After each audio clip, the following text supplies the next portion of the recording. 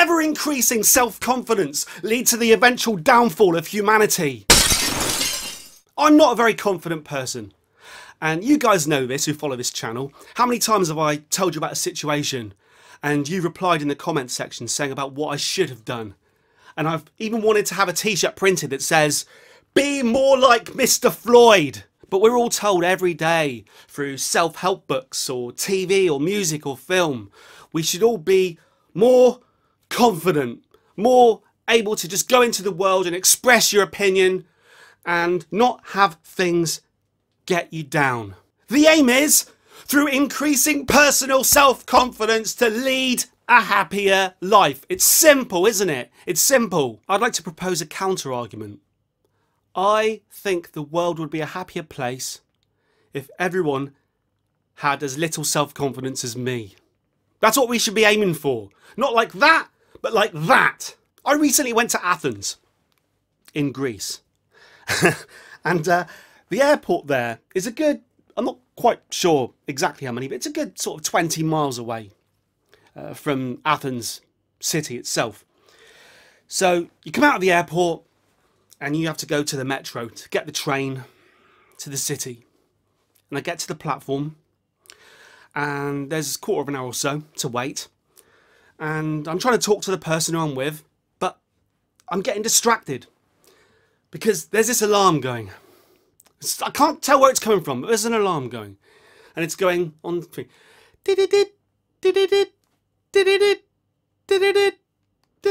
I'm trying to talk and no one else is noticing this alarm.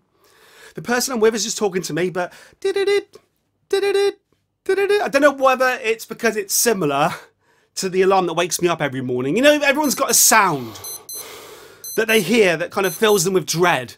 And I wouldn't say it's dread necessarily, but it's a distracting sound, that alarm that wakes me up every morning. But anyway, this alarm, specifically on the threes. I'm standing there on the platform, there's loads of people there, waiting for this bloody train. And I can't, I'm trying to get and ask questions. Ask questions, looking around, think, where's that alarm coming from? No one's making any effort to stop this alarm. I'm in a foreign country, wanting to go to a foreign city, filled with excitement. I start to pace around, looking, where's, and I see it. Then I see it, there's a pram with a kid in it. And this kid has a, kind of like, it looks like a toy alarm clock. I'm not sure, I know kids are fascinated by things. Kids, when I was a kid, you'd get like a little kitchen set and you'd pretend, or you get fake fruit, plastic fruit, and you pretend you are buying and selling and cooking or whatever. I understand that the mundane can be interesting for a kid. But this kid's got a toy alarm clock, like a round thing with it, and it's just going, and there's two parents with the kid, ignoring this sound of this alarm clock. Quarter of an hour it's going on. The train eventually pulls up and I'm thinking, get me on that train. It's not often I want to get on a train because I'm not a fan of trains particularly, but I'm thinking, get me away. But get on the train's packed. And by a twist of Bob Dylan-esque fate, I'm sitting opposite this couple with this kid, with the alarm clock, which is still going.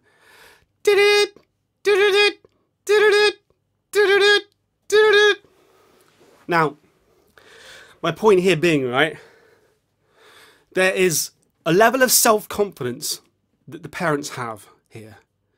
They're on a packed train surrounded by people and the kid's playing with this alarm clock that's going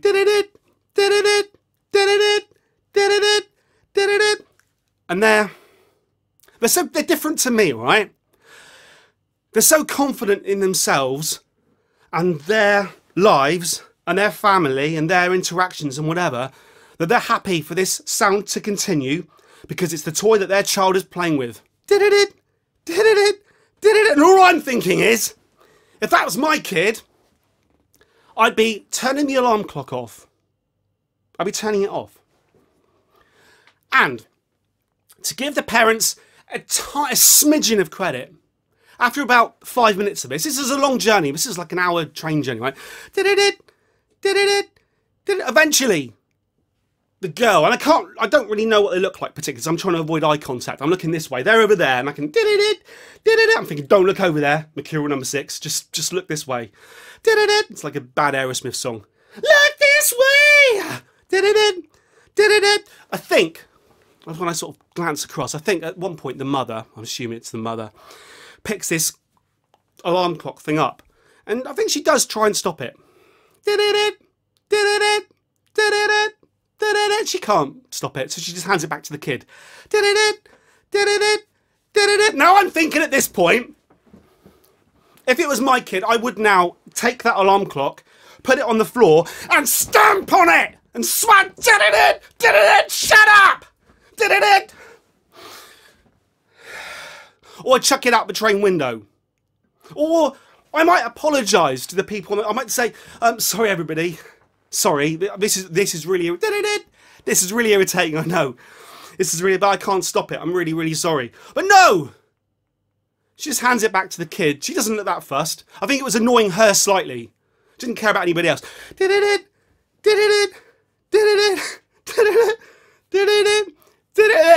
Yeah, really. The only saving grace at this point was that the person I was with had Google Maps up on her phone. And she was using that feature with the blue icon thing with the field of view that moves as you move around to track where on the map we were between the stations. And this is something we'd never really noticed before, but I certainly noticed on this day. But when you're moving on a train on the Google Maps thing, it doesn't just move fluidly, the blue mark thing doesn't just move fluidly up the map. It goes in stages. It moves and stops, moves and stops, moves and stops, with its little field of vision thing, moves and stops, moves and stops. And it was pointed out to me because I was getting angry at this point. I was doing that kind of muttering under my breath that Podrick Floyd would say, don't mutter it under your breath, just say it. And I was going, I'm going to smash that alarm clock off in it. And she says to me, hang on, look at this. And the little icon thing is moving in exact time with the did. It's going did.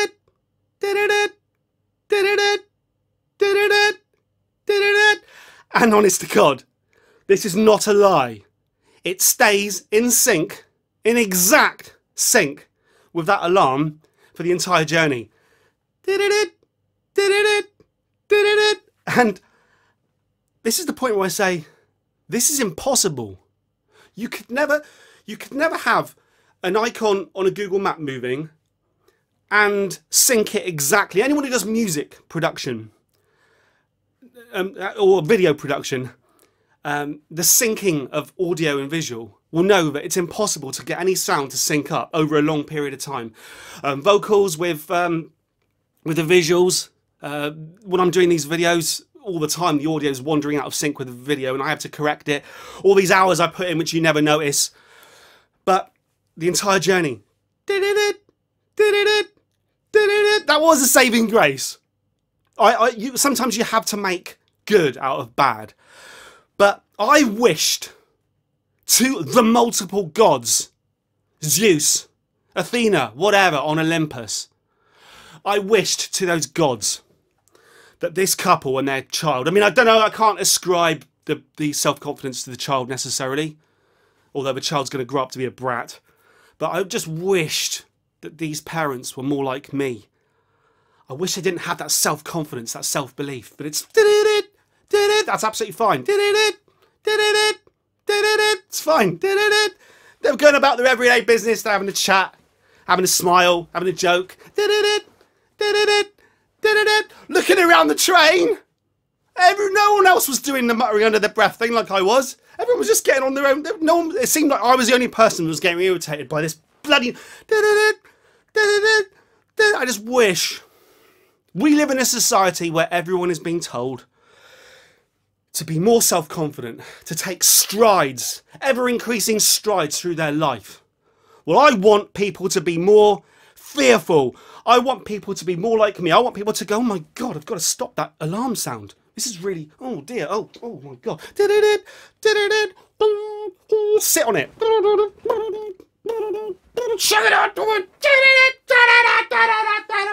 Unerring self-confidence. Unerring self-belief. I hate it. I hate it. We're in Athens. And in the centre of Athens is the Acropolis. It's like a rocky hill with a flat top on it. And on the top of this hill, in ancient times, were built giant structures, like temples to the gods. So you've got the Parthenon and various little structures. They've kind of crumbled to dust now.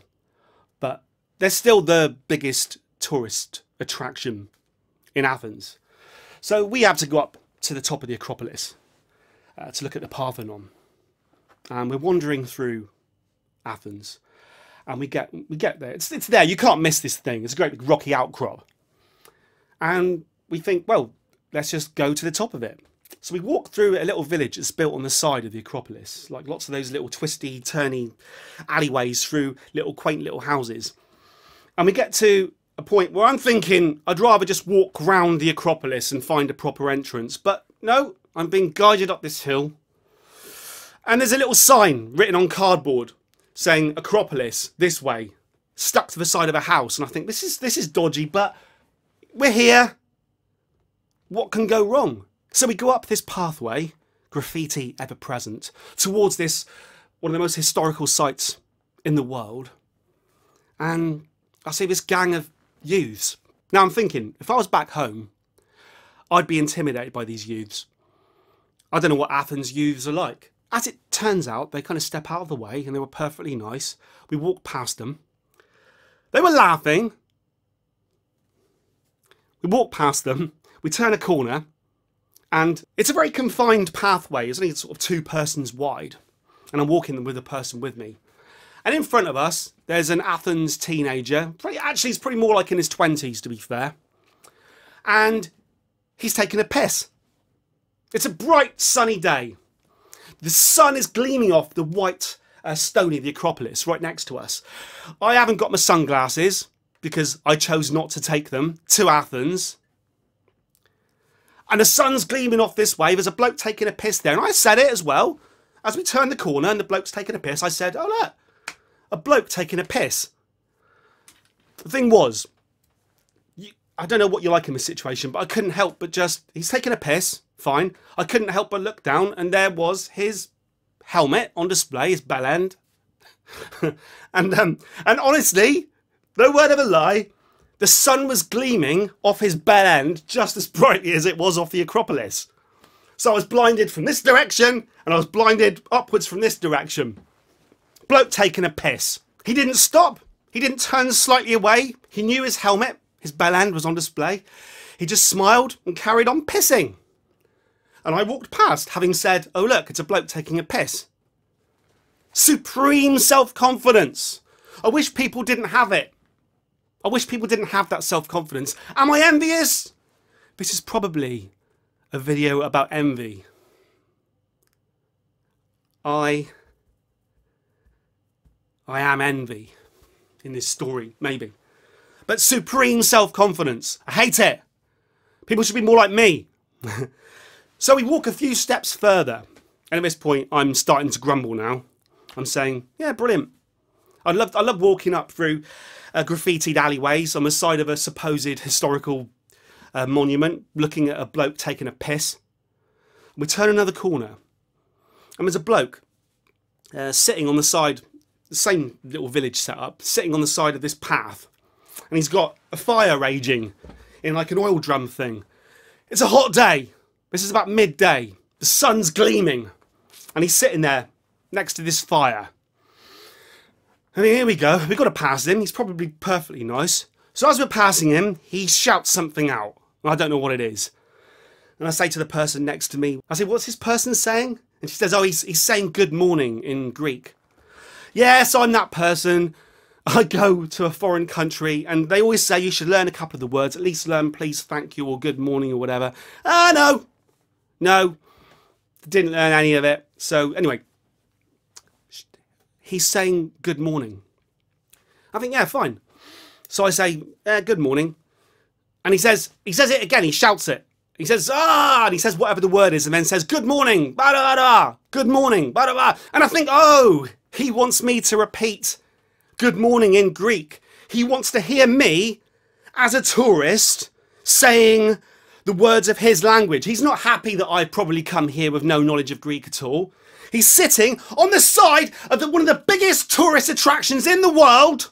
He's choosing to sit there and he wants to prove a point. He wants to hear me speak some Greek. He's annoyed that I've come over to his country with no knowledge and I'm just here reaping the benefits of his graffitied history. So I walk up to him and I say, and I bend down like this, so I'm looking him right in the eye, and I say to him, what's the Greek for get your gleaming bell end / helmet out of my face?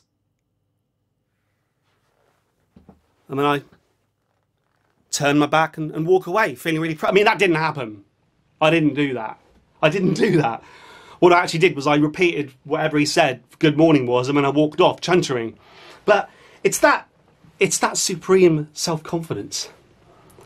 The world is full of people who are self-righteous and like I said at the beginning, self-help books, the media in general, everything about the idea of becoming a better person involves being more confident in your actions, being more confident about the purpose of your life.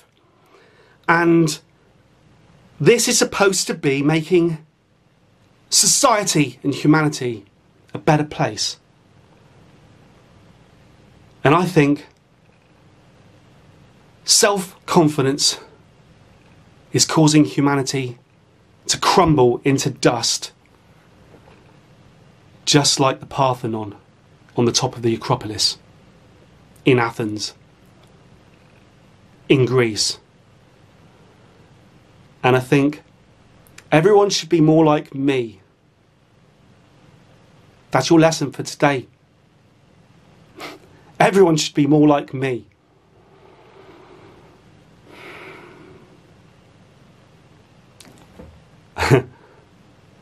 Over and